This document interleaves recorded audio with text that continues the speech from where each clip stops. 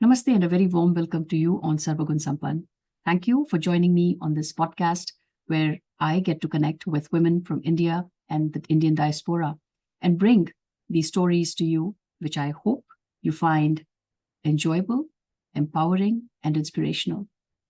My guest today is a woman who values herself and others and values honesty and spirituality. Her strengths include her perseverance, her patience, time management, and tolerance. I'm joined by Dr. Nidhi Gupta, who is my guest today, and I feel excited. I'm really looking forward to this conversation. Dr. Gupta, how are you? I'm good. Anu, thank you for having me on your show. It's a pleasure to be here. All my pleasure. I would love for us to jump right into this podcast and take you on this journey where we start off with your childhood. That's our first segment, and try to get an insight into what that period was like for you growing up. Who were your influencers? So all of that. Take it away, Dr. Gupta. Bachchpan ke din. Bachchpan ke din. Childhood ke baare mein baat karna is like therapy for me, Anu. It was, in a sense, a very idyllic childhood. I grew up in a small town in the foothills of the Himalayas in what was at that time Uttar Pradesh. And then during my childhood, it became Uttaranchal. We were surrounded by nature. We were surrounded by education, academics, plenty of family time, outdoor play, spirituality, and a lot of joy. My childhood in many ways shaped me to be the person that I am today. And each day, even now, when there is a struggle, a conflict in life, either internally or externally, I try my best to go back to the values that were ingrained in me as a child, go back to my childhood to draw some inspiration to deal with problems of adulthood. I find those values very precious, especially in today's busy, extremely complicated, extremely digitalized world where we seem to have become more individualistic rather than community-based, community-focused. My father is a physician, and he has always been very well respected in our little hometown. My mother is an educator, and she was highly acclaimed in the town as a phenomenal teacher and counselor. My older brother, who is 3 years older than me, we were in the same school, and he laid the groundwork for me in many aspects of life, especially academics. After 10th grade, Anu, I left home to go to New Delhi. I studied there at Delhi Public School. It's a boarding high school, and I was there for 11th and 12th grade. And as you can imagine, the sole purpose of 11th and 12th grade is to get into either a medical college or an engineering college in India. So for me, I wanted to be a doctor. So for me, those 2 years were focused and dedicated to getting into a medical college. I was a small town girl brought up in a tiny little place. Nobody knew about its existence. I had never been exposed to the big city culture before. So as you can imagine, going from my tiny little town in Uttaranchal all the way to New Delhi, it was a cultural shock in many, many ways. There were so many occasions, so many baits, so readily available to lure me off my path, off my vision of why I was there. I also felt that I did not belong there in my long skirts and my double braids or in my ponytails and without any makeup. I was a simpleton with awkward English. I just did not fit in. But somehow, I think during childhood, we are a little bit more resilient than we are as adults. And I was able to thankfully overcome those insecurities, managed to keep my head down amidst the chaos that was happening around me, and keep focus on my goal. So basically, those 2 years were spent studying many, many hours a day after school in preparation for the pre-medical exams. And once the pre-medical exams were done, nobody could stop me from reading all 7 books of Harry Potter in a stretch within a week. That's where my high school ended. It looks like you've absorbed the best of both worlds from your father and from your mother, and really effectively utilized the time. And I'm sure that must have taken a lot of self-discipline as well to do that. And of course, grit. So, all right, we'll move on to our next segment, which is Ye Kahaan, Gaye. And as that suggests, this is the next phase in your life, the next chapter. So you finished your high school, you gave your entrance, then what happened? And, we bring that to closure with your present day. So it's a long span where you're talking about the journey. So we'll go on that one now. Ye kahan aa gaye hum. That's exactly how I felt when I learned the results of my pre-medical exam, that I finally get to go to Maulana Azad Medical College in New Delhi, which is one of the best medical schools in the country. So in July of 2002, I was a first-year medical student at MAMC in New Delhi, and I'm grateful for the opportunity to call MAMC my alma mater. Besides just being at MAMC, the other fond memory I have of MAMC is because I met my husband there. We were in the same class, we studied together at MAMC. Life at MAMC was a mixed bag of a lot of studying, as you can imagine, in medical school, a lot of stress, thinking about planning for the future, worrying about the future, where do I go from here, what is the next chapter, while also trying to have fun. I really enjoyed playing badminton even when I was little. And I found that playing badminton during medical school was a stress buster for me.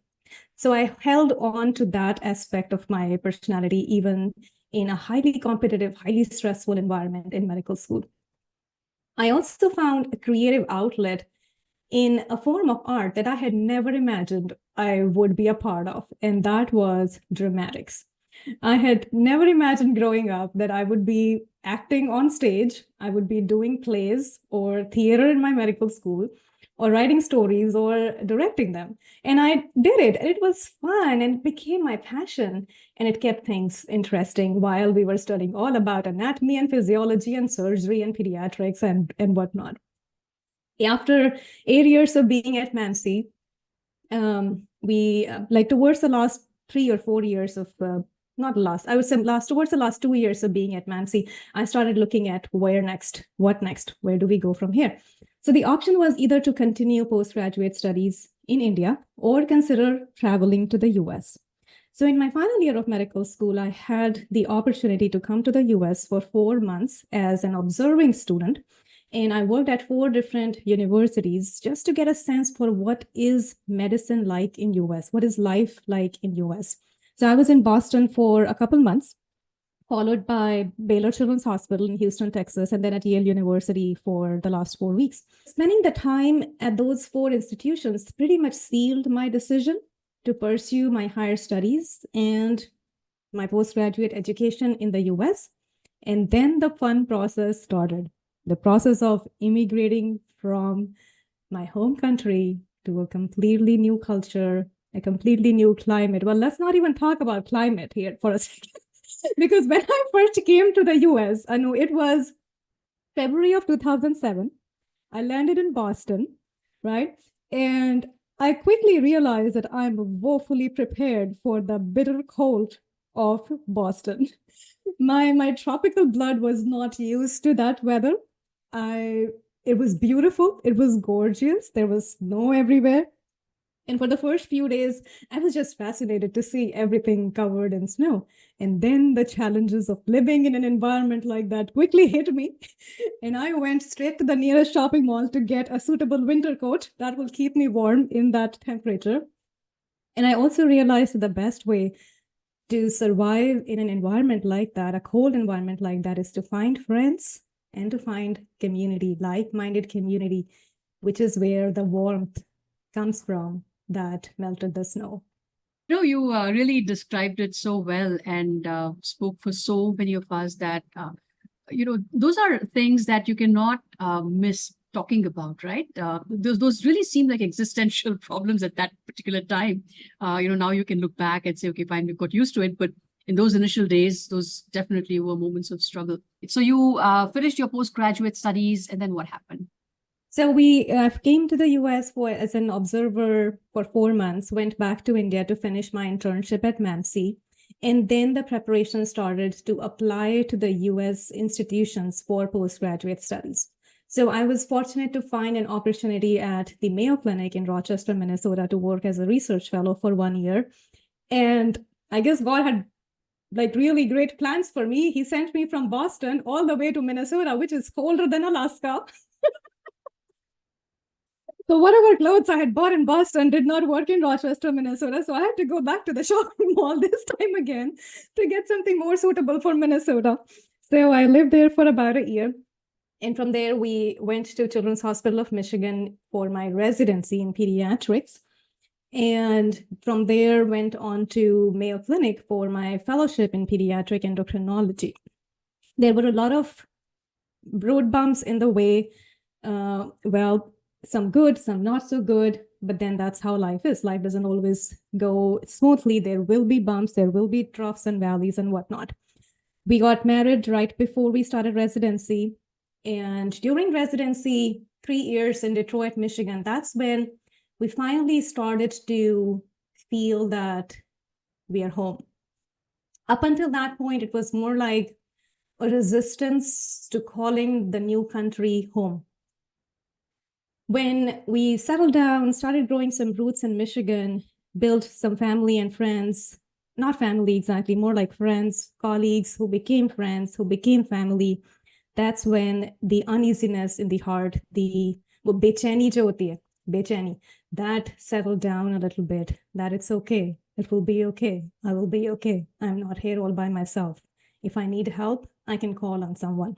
Even though my parents are halfway across the world, I think I will be okay. So once we settle down, एक बार वो दिल से बेचैनी जब निकल जाती है, that's when you start thriving. That's when the fear gets put aside. Once you let go of the fear, then you can focus on progress. Then your outlook changes. It becomes more optimistic. It becomes more bright and positive. That whatever I had been doing for the last few years was trying to prove myself, was trying to find myself. Now I have done that. What next? What can I do as an individual to make the world a better place? What is my purpose in this world? What can I give? Now that I have taken so much from this world, what can I give? So those kinds of perspectives start forming. Those are the seeds of those perspectives that kind of started forming after 3 or 4 years of being in the US. Then went back to Rochester, Minnesota for fellowship. I was there for 3 years. During that time, my daughter was born. So that completely changed my role as a physician, my role as a mother, my role as a wife, as a daughter, as a sister. So the entire dynamics shifted. And it took about 16 years of medical education from day one of Maulana Azad Medical College to last day of finishing training. It took 16 years of medical education before I landed my first job in Nashville, Tennessee at Vanderbilt University. Wow, that was a long road, but kudos to you for really surviving those initial years of struggle and then finding yourself and then finding your purpose in life. So sounds like a great opportunity of self-discovery and something that's absolutely worth it. So we'll move on to our next segment, which is Kaam Ki Baat. And here I'd love to learn about what is it that you do. And so talk to us about, we've heard about the journey now. We know what medical school look like in all the different phases, the different aspects, but day to day, what does your work require? So I'm a pediatric endocrinologist, Anu.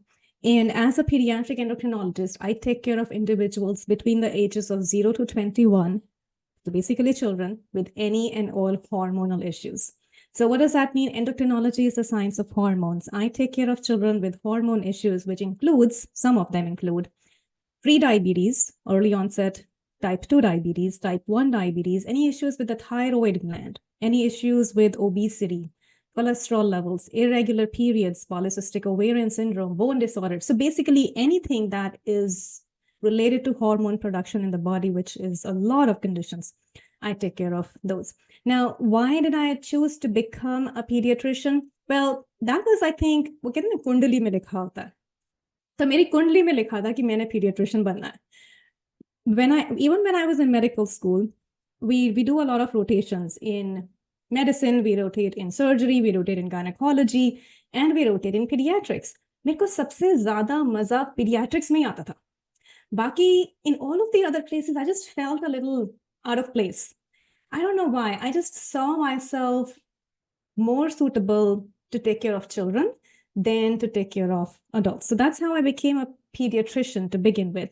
And then during medical school, I was also grateful to find a mentor who did most of his research in childhood obesity and diabetes and insulin resistance. He was at All India Institute of Medical Sciences, my mentor. So I worked with him for 3 or 4 years. और आप जब एक चीज को काफी लंबे time तक करते हो, आपको वो जब समझ आनी शुरू हो जाती है, तो आप उसमें comfortable हो जाते हो. And once you become comfortable with it, you want to keep doing it. So all of those ideas led to pediatric endocrinology. And the field of pediatric endocrinology has evolved so much in the last 3 or 4 years. And with the type of practice that I have now set up for myself, I'm finding great joy in my choice. At one point, I was definitely wondering, why did I become an endocrinologist? But I think I have the answer now. I'm finding joy in taking care of patients who are confused about their issues, who want answers. I don't do any surgeries, but then just sitting with the patients and talking to them about their issues, prescribing simple medications, simple for me, not so simple for the patients. It brings so much joy in healing, in listening, in just being there for the patients. The other aspect of my journey in my Kaam Ki Baat section has been that I initially came to Nashville as an attending physician at Vanderbilt University. I worked there for 4 years. It was a great experience. It was my first job. It was my dream job. While it was fantastic, I found myself losing my passion for medicine. Not because there was anything wrong with that workplace. It's the medical health system that drives physicians to burnout, that drives patients to being okay with a healthcare system that is not designed to cure them. So I continued working for 4 years, but then I realized, ye mere liye nahi chal raha. If I continue working here, then there is a chance I might quit being a doctor. So then the other part of my brain was like, dang, 16 saal lag gaye ye banne mein, aise kaise chhodna hai? There has to be a better way of practicing medicine. So I started looking into it. I talked to many, many people across the country who were practicing medicine a little bit differently. And I found this completely different new business model. And so I started my own practice, and I have been here for 2 years now. And I love my patients, and I hope my patients love me as much as I love them. But it has been a game changer for me in how I perceive medicine and how I perceive the choices in my life. And I have no regrets in making that big leap. So the two things that I take away, one, I absolutely appreciate कि आपने बहुत honestly बोला कि ये linear journey नहीं है. It's not like all everything is hunky dory. You decide something, you work towards it, you get into it, and from it's like happily living thereafter. ऐसा नहीं है. There are moments where you've accepted this burnout, but it's also induced by the way the system is set up. And I've heard quite a few doctors actually talk about that. So for you to kind of step back and say that, this is not what, I signed up to do, but nonetheless, I spent all my life working for this. So let me look at alternatives. So kudos to you again for taking that brave step and starting something of your own. The other thing I want to ask you is about the hormonal issues in children. क्यों होते हैं ये, किन कारणों से? Do you see an increase, as things are changing with the climate, with the kind of food we're eating? Genetics hai kya? What is it? So if there are parents out there that are listening to this and are concerned about anything that they're noticing in their kids, what is your advice? That's a great question, Anu, and it deserves a lot of introspection on our part as parents who are responsible for feeding our children, who are responsible for managing the lifestyles of our children, because our children are little. There is a reason they are not adults until 18. There is a part of their brain called the prefrontal cortex, which is right here in the front of the brain, that controls self-discipline, self-motivation, task initiation, concentration, emotional regulation.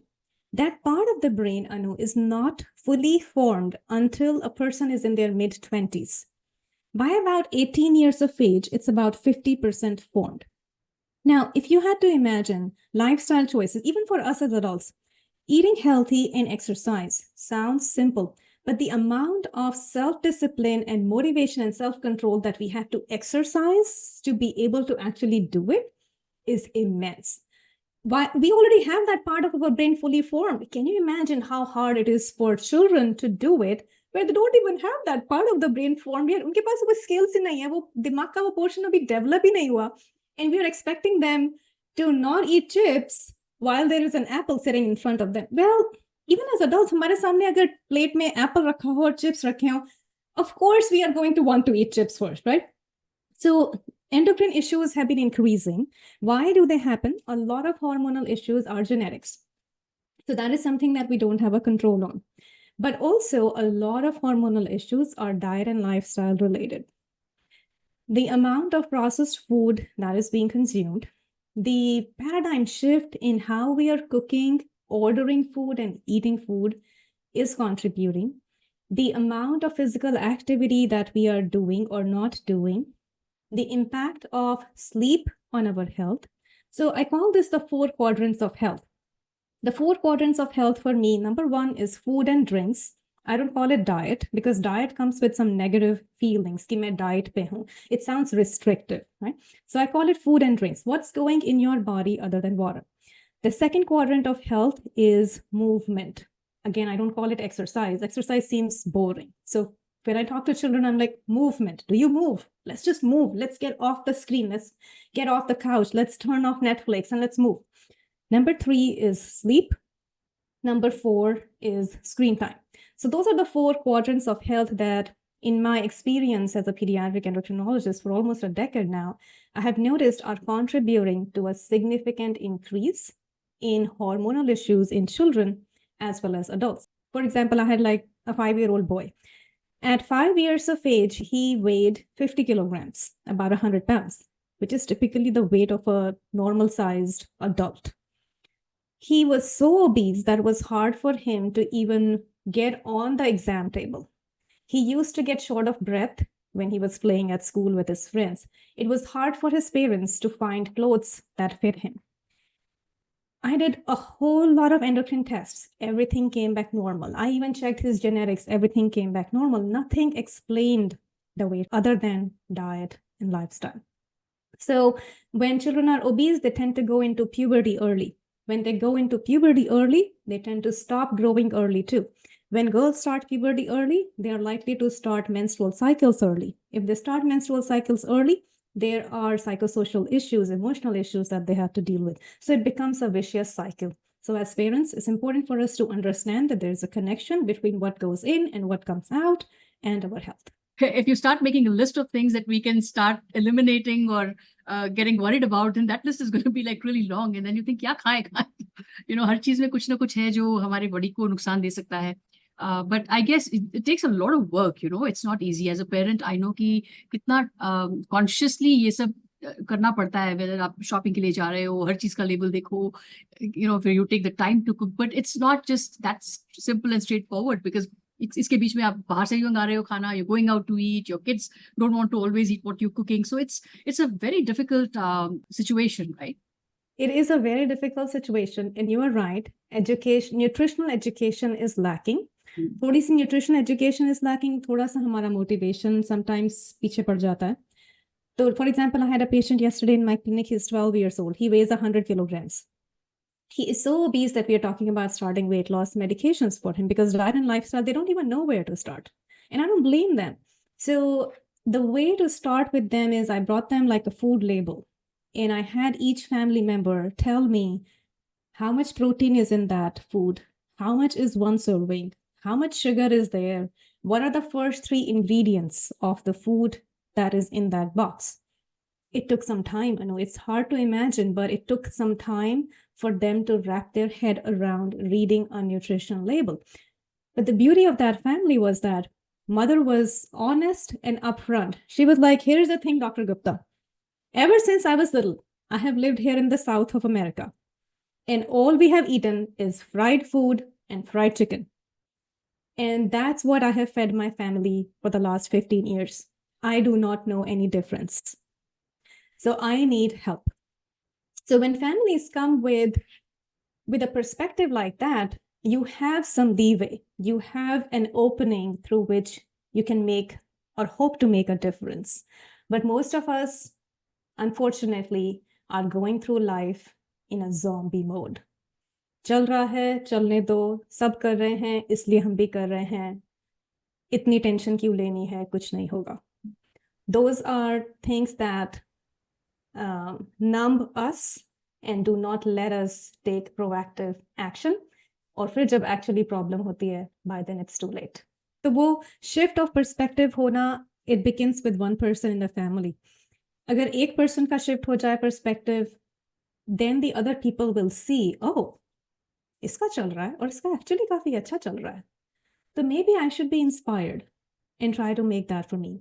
फिर वो family change होती है. उस family को देख के उसके neighbors, उसकी community, उसके friends, उसकी family के बाकी लोग hopefully inspire होते हैं, then it becomes a chain reaction. But it has to start with one person. That's great advice. Thank you so much for sharing that information, Dr. Gupta. Thank you, Anna. Yeah, अब हम लोग we'll segue into our next segment, which is your X factor. And I'd love to learn about aspects of your personality that have really translated into some of the wonderful things that you're doing. And you're obviously very gifted. You're very disciplined. So everything that you've done so far has set you up for that success in that area as well. So I'd love to learn about what is it about you and what is it that you do that are really trying to make a very positive impact all around. Thank you so much, Anu. I really wish I had an X factor, but thank you for the appreciation and thank you for acknowledging that I come across as somebody who has self-discipline. Life has not been easy, but some aspects of my personality, I do not want to take credit for it. Like I said in the beginning, I think I'm blessed, and I'm every day grateful to the Almighty for blessing me with a personality that comes with self-control and self-discipline. Because it's not me, I'm nobody. I'm just blessed to have those aspects of my personality. So whatever aspects I'm about to share, again, those are not me. I'm blessed to have those. And if things were to change, those aspects of my personality can vanish in a second. So as long as I have those, I'm nurturing them, I'm nourishing them, I'm taking care of them, I'm trying to do the best that I can with them, and in the hopes that I do not fail the higher power that has gifted me with those personalities. One aspect that I think has held me through tough times is my spirituality and time management. So time management, we've always heard time is money, time is money. All of our life, we have heard time is money. So बचपन में जब मैं सुनती थी time is money, for me, ये बस एक मुहावरा था, time is money. तो उस पे हम ऐसे लिखते थे या असेंबली में जाके स्पीच देते थे कि time is money. धीरे धीरे जैसे बड़े हुए तब समझ आया कि उसमें जो money part है, it's not the financial part of the money. They're not referring to it as पैसा or economical wealth. So I think उस मुहावरे को change करके ताकि वो इतना misunderstood ना हो, I think a better way of saying it is time is wealth. Wealth के aspect में, under the umbrella of wealth, we could say physical health, mental health, emotional health, spiritual health, and financial health. So if we are able to pause throughout our day and think, what is it that we are doing with our time, with every single second in our life? And if we are intentional about it, things will shift. Things will start changing. Whenever we are at a grocery store, it seems like a mundane thing to be standing in line at a grocery store. It feels like a time waste. But us time maybe there is something that can be done with our time. There is something positive that can be done. While we are driving, while we are waiting at the traffic light for it to turn green, that is time. That is 10 seconds. What can we do with that time other than reach for our phone and scroll social media?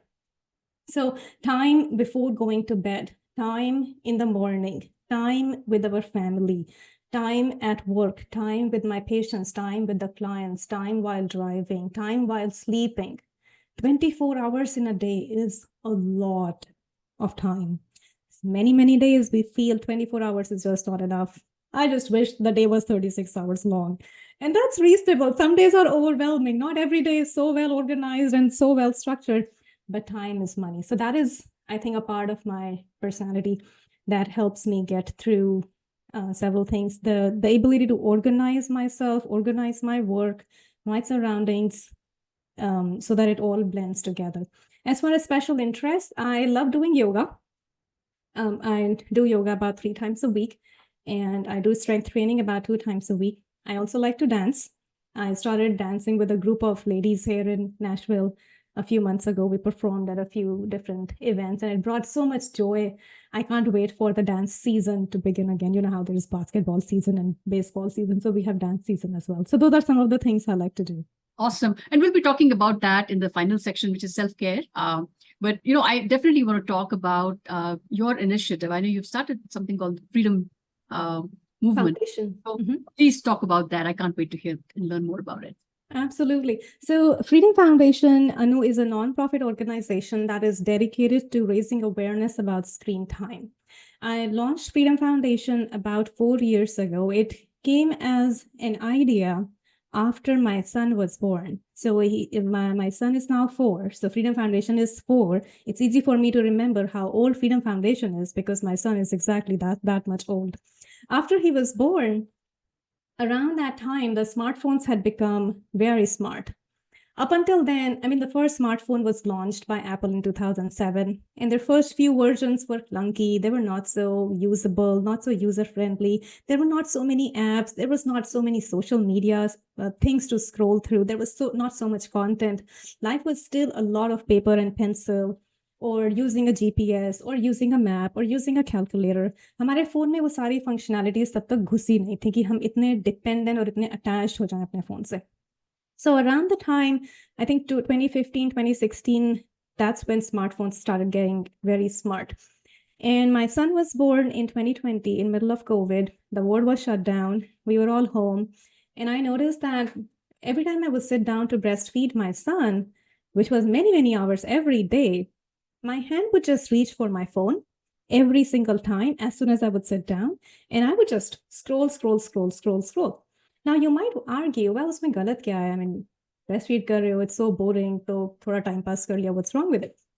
So over time, I started realizing that I was not looking forward to breastfeeding because of the joy or the oxytocin I was making during that time, or my body was making. I was looking forward to it so that I could sit down and scroll. And that hit me. I was like, dang, that was not the purpose. Something is happening to my mind. Something is manipulating my brain in thinking completely different from the way it should be thinking. So then in the beginning, what I did was every time I would sit down with my little boy, I would put my phone far away in a corner of the room where I just could not reach it. And then I picked up a book. So I started reading a book while I would sit there for 30, 45 minutes. And even after my son would sleep in my lap, I would put my book aside and I would close my eyes and I would just rest in the rocking chair with him. And I found a different kind of peace in me. I found myself less overwhelmed as a new second-time mother. My daughter was already 5 by then. I found I had more time to relax, more time to even just a few minutes of allowing myself to shut my eyes. That's what started my curiosity about what was happening to my brain that I would robotically reach for my phone every time I am bored. Then I also observed that in my patients in endocrinology clinic. I was seeing excessive amounts of obesity, excessive amounts of pre-diabetes, type 2 diabetes, all of the conditions that we typically see in adults and are lifestyle related. I'm starting medications for 6 and 7-year-old little kids for obesity and diabetes. And I thought, no, this is not right. Kuch gadbad hai. So then I started looking at it from a research perspective, outside of being a mother as a physician. And the two things came together very nicely as I started digging into the details. That over time then led to the formation of Freedom Foundation, Untipped Devices, Grip Life, to raise awareness about screen time. Wow. There's like a monumental amount of research that's going on in this field about how, these phones and these, like you said, screen time and everything that these devices that we've practically outsourced our brains to are so detrimental to everything that we're trying to build around us, right? Starting with our own health, mental, physical, and emotional. So it's something that's inevitable now. There's just no two ways about it. This has become such a interwoven part of the fabric of our lives that any message that you try to send to anybody, stay away from the device, it's not working out. It's not working. I mean, because it's so difficult to enforce that consistently. हम लोग के पास, as parents, we don't have the wherewithal, the bandwidth to always monitor what's going on. But I'd love to learn about what are some challenges that you come across as you work with your clients or the people that you work with through this foundation, but also what are some things that have worked out and, things that you're suggesting that we do. Absolutely right. It seems like a hopeless situation, Anu. We have become so attached to our devices. We have outsourced so many of our activities of daily living to our devices that it's even hard to imagine कि हम इनके बिना जी सकते हैं. और इनके बिना जीना नहीं है. That is not the purpose of Freedom Foundation.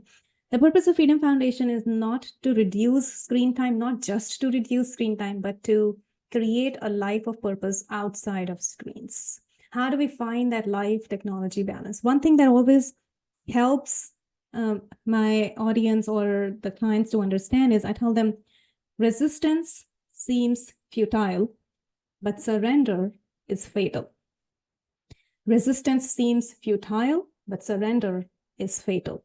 So we have to pick our battle. Are we going to surrender to the whims and fancies of technology that controls us? Technology is great. The reason we are connecting on Zoom right now is because of technology. Every invention, every innovation has different aspects of it, the good aspect and the bad aspect. When the bad aspect starts overtaking the good aspect, that is when damage happens. So as an individual, as a parent, as a community member, we have to think for ourselves, am I letting the bad overtake the good? Are we able to find use of technology in balance? From parents, the biggest concern I get is safety of children. We need to keep 24-hour surveillance on our children, right? Well, and to a certain extent, that's a valid concern. I always invite parents to think, tell me, how did your parents keep an eye on you when you were growing up? So that gets them thinking because there were no smartphones back then. And then I ask them, do you feel the world is a safer place now than it was 25 years ago? The answer is invariably yes. Because of media, because of awareness, because of the way things are, for the most part, things are safer than what they were. Now, the content that we consume online does not want us to believe that the world is a safer place. If we start believing the world is a safer place, we will be hurting their economy. They are capitalizing on instilling fear and anxiety in our brain. Everything is fear-driven. The news that we watch, the content that we consume is fear-driven. The content that little girls are watching on social media, the type of advice that they are getting is fear-driven. You must do this, otherwise you will not fit in. You must look like this, otherwise this will happen. Otherwise they will make fun of you. Otherwise you will not have a boyfriend. Otherwise you will look fat. Otherwise you will look ugly. All of it is fear-driven. You must give your child a smartphone, otherwise you might not be able to keep track of them. So if we start analyzing the purpose of each function on our devices, we might find that most of it is fear-driven. What if, right? We are so wrapped in that what if, the fear of missing out. What if I miss an email? What if I miss a message from a prospective client? What if that will lead to loss of business? Once we learn to let go of that fear, once we learn to stand up to that fear and look the fear in the face and tell fear, you know what? I don't care. I'll be okay. That's when we will be able to find solutions ourselves. उसके बाद मुझे नहीं बताना पड़ेगा कि what are things that have worked? What are things that parents need to do? It's about looking back into your own childhood. How did you grow up? How did your parents raise you when there was no technology? How do you think your childhood is different from the way your children are growing up right now? Can you bring some of those elements back from your own childhood while you are parenting? आपने बहुत ठीक से बोला, बिल्कुल सही बात कही कि बचपन में when we were growing up, we didn't have these devices, but there wasn't that much fear and paranoia like we see today with everything that we have. We're so scared, right? कि बचपन में कहीं जाते थे तो there was no way of tracking where the kids were going, but the kids were coming back home all the time, and the parents were blissfully, watchfully negligent, but also blissfully unaware. or things turned out fine. Or अब ये situation है कि, I wouldn't let my 9-year-old, 10-year-old son go out without a device on his hand just to be able to track and monitor. And even then, my mind is like completely fixated on, where is he, what's he doing, safe hai kya nahi hai. So, but again, just giving into this whole, the phone is the one that I have to have, and this is the app that I need to have, and this is the trend I need to follow to, so I don't, the fear of missing out, right? Like you said. So I'm plugged in and I know what's going on. Wow. That feeling of plugged in, it makes us feel safe, Anu. It makes us feel a sense of security. But even though we have that sense of security, we are still uneasy. We are still not peaceful. So then इतनी sense of security भी आ गई, device भी रख दिया बच्चे पे, app भी 360 download कर दी, सब कुछ हो गया, फिर भी बेचैनी है, तो फायदा क्या हुआ उसका? So then at some point we have to think कि हमने जो device दिया है बच्चे को, वो क्या हमने बच्चे के फायदे के लिए दिया है, या उससे हमारा कुछ purpose solve हो रहा है?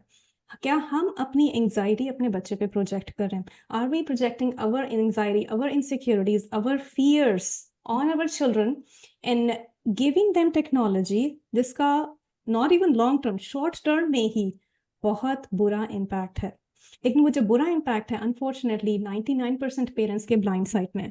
It's like we have blinders on. हमको पता ही नहीं है कि it's innocent looking little piece of metal में इतना damage हो सकता है हमारे बच्चों की mental health, physical health और emotional health को. So are we willing to take our chances on that and still fulfill our own purpose of relieving our anxiety and giving our child the device? Or are we going to make a decision that nobody else around us is making? Are we willing to be that one person from whom the change begins? Yeah. And, that also is kind of a little challenging. And I think a lot of people, they had the right intention. They want to do the right thing. So they will take that device away from the kid. But then you see the kid resisting and throwing tantrums.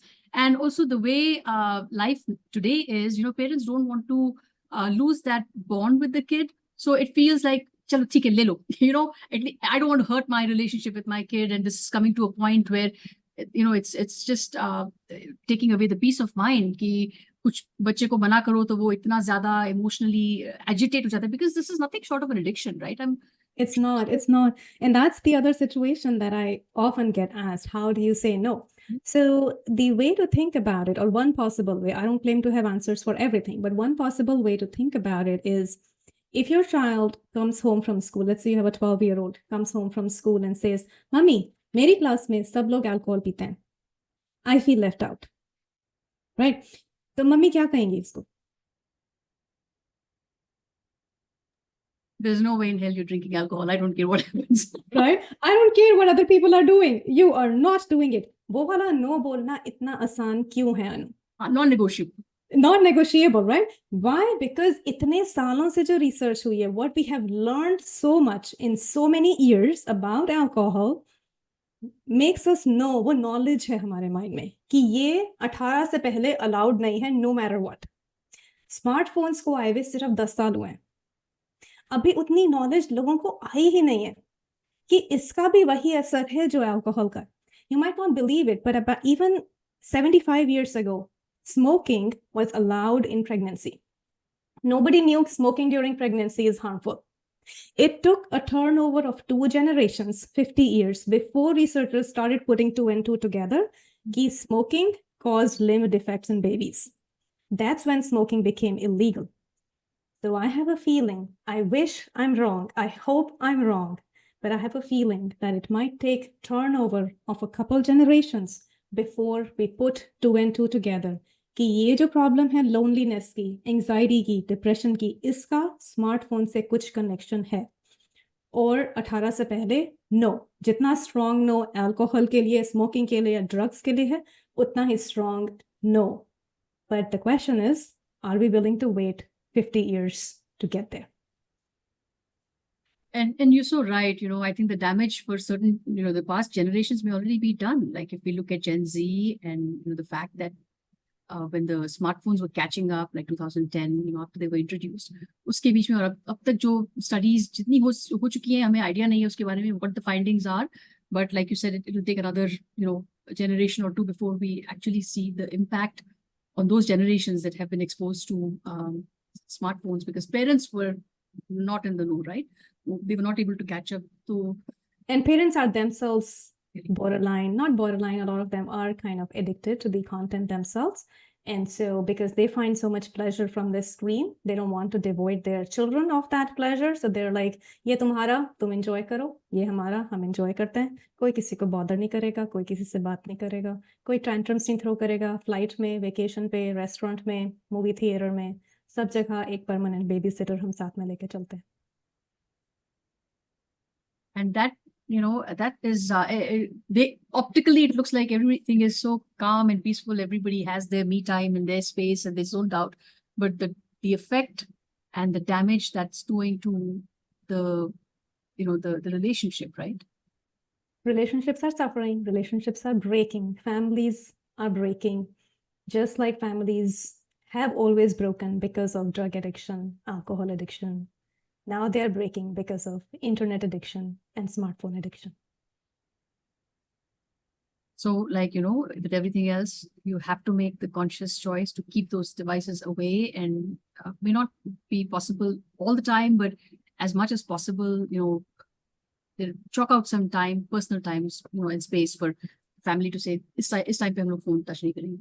Yeah, that is exactly right. We have to physically separate ourselves from the devices. I talk about a lot of tips and tricks, turning off notifications, using a wristwatch, a good old-fashioned wristwatch, not the smartwatch, just constantly notifications out there.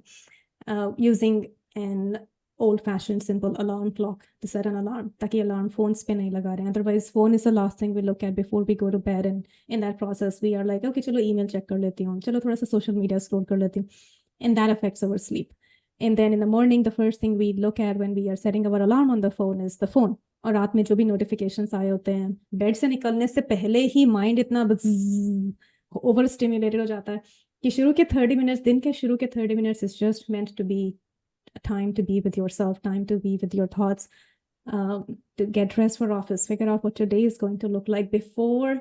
Enjoy that cup of coffee in the morning before you let the outside world come rushing into your personal private space. Baki pure din to the world will be rushing into your private space, but at least trying to keep those 30 minutes of your morning sacred place that nobody can intervene. Emails can wait, Twitter can wait, Snapchat can wait, all the notifications can wait, the family can wait, everything can wait. 30 minutes for yourself, that is your me time. And consciously making an effort to physically separate yourself from technology, from devices, to begin with maybe 15 minutes a day, but then going on to at least an hour a day will help cut that cord. No, that's great advice, and thanks so much for shedding light on this very, very important aspect, which has really overtaken everyone's lives around us in today's world, and things will not change unless we make that honest, sincere effort to bring about that change. And like you said, it starts with us, each one of us looking into what we really care about in our lives truly, and how it's impacting us at so many levels, and taking the right set of actions. So thank you so much, Dr. Gupta, for your invaluable advice. It's great food for thought. And now we move on to our final segment, which is self-care. Looks like you're doing some great, great work, taking care of yourself. And please give us a sneak peek into what are some of the things that you're doing to take care of yourself at a spiritual, mental, emotional, and physical level. Sure. So like I talked about the 4 quadrants of health. So it's like I have to practice what I preach. So I preach the 4 quadrants of health, and they are my own guiding force. Food and drinks, movement, sleep, screen time. So if you talk about food and drinks, it's hard for most people, and I understand. Like I said, I'm able to do it because I'm thankful for the self-control that I'm able to exercise. But I eat about the same food every day, about the same time every day, mostly home-cooked food. I'm not a big fan of eating out. Every now and then, of course, when we are going to visit family and friends, I do. Or sometimes to celebrate, we go to restaurants. Sometimes we order food. But majority of the time, eating at home, home-cooked food. For the movement part, I enjoy yoga 3 times a week. My yoga instructor is in India. He's phenomenal. I've been doing yoga for about 4 years now. After my son was born, I started that. And I don't go to any fancy gyms. I don't use any fancy equipment. I do strength training 2 times a week. I do all of this in my garage. I have a few pairs of dumbbells. I have a yoga mat and a few bands. That's about it. So a lot of body weight exercises after kids are in bed, because when you have to juggle family, work, life, my me time for me is either before kids have woken up or after they are in bed. And over the last few years, they have come to accept this as a part of our routine. They are in bed by about 8:30 in the night, and they know that if they cannot get into bed by 8:30, mommy is going. Mummy का तो योगा है 8:30 बजे, mummy तो चली जाएगी. तो अगर सोना है मम्मी के साथ, बुक पढ़ दी है, तो पहले ब्रश करके पजामा पहन के बेड में रेडी मिलो. So 3 nights a week, I do that in the evening after kids are in bed. Saturday and Sunday, I do my yoga before kids have woken up, so 7 to 8 a.m. and then strength training. For the sleep, I look at sleep like a religion. I had a guest on my podcast, and she said once, sleep is king, nutrition is queen. Put them together, and you have a kingdom. So 8 hours of good quality sleep. Before sleeping, I try on most days not to look at any screens for about half an hour or an hour before bedtime. I try to read a book before going to bed. Now, by saying all of this, I don't want to sound like I'm perfect and I've got it all figured out. This is just an overview of what I aim for. I'm not successful on many days, but this is what drives me. This is what keeps me focused, keeps me motivated. And then the fourth quadrant is screen time. That I definitely have to practice, because I preach more about that than anything else. So after I get home from work, there's a little box in our kitchen. I put my phone in there. My kids are too little yet to have a phone of their own. So from about 5 p.m. to about 8 p.m., I don't even know where my phone is, and there's no other screen in the house anyways. I keep my phone calls on ringer because I'm on call for my patients, so they know to reach me by calling, not by texting or emailing. I don't check my email very frequently. So those are some of the things that I do to nurture my physical health, emotional health, trying to spend some time in meditation. I know I need to get better about it. If I could include that as maybe a fifth quadrant of health, then it would be a really nice recipe. Great to hear that you are not only acknowledging that there is a problem, but so that awareness absolutely helps, knowing that there is a problem, but then also chalking out, making sure that you are able to come up with some kind of a routine that you're able to stick to. And as hard as that might be for a working mother with kids and juggling a million things, is not easy at all. But you are not doing a fabulous job, looks like, on your personal and professional front, but you're also finding a way of giving it back to your community through your foundation, where you're really trying to raise awareness about the ill effects of technology on our lives. And for that, I really applaud all the work you're doing. And I feel very grateful and very fortunate that you took the time to come on the show and talk to our audience. I'm sure that a lot of our viewers will find a lot of things that you're saying very helpful, and hopefully they also get to incorporate some of the changes in their lives that you're suggesting. So thank you so much, Anu. It was a pleasure being here. I loved our conversation. Thank you again for having me on your show. Thank you. Thank you so much. Thank you, Anu.